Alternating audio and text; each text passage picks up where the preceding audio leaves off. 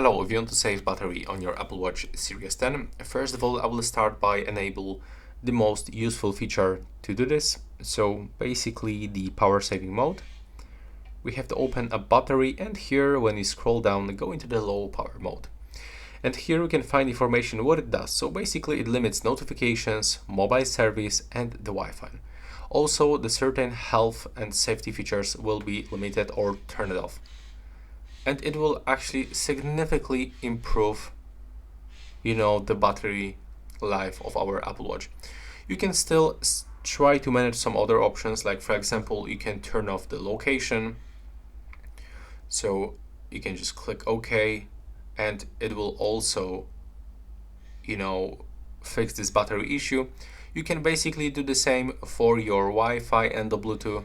So it actually depends of your preferences if you need to be connected to the Wi-Fi or to the Bluetooth, for example. You don't have to actually turn it off, but if you can turn it off, it will be useful for your battery life. Also, we can limit some other notifications right here, so you can manually simply turn them off from every application.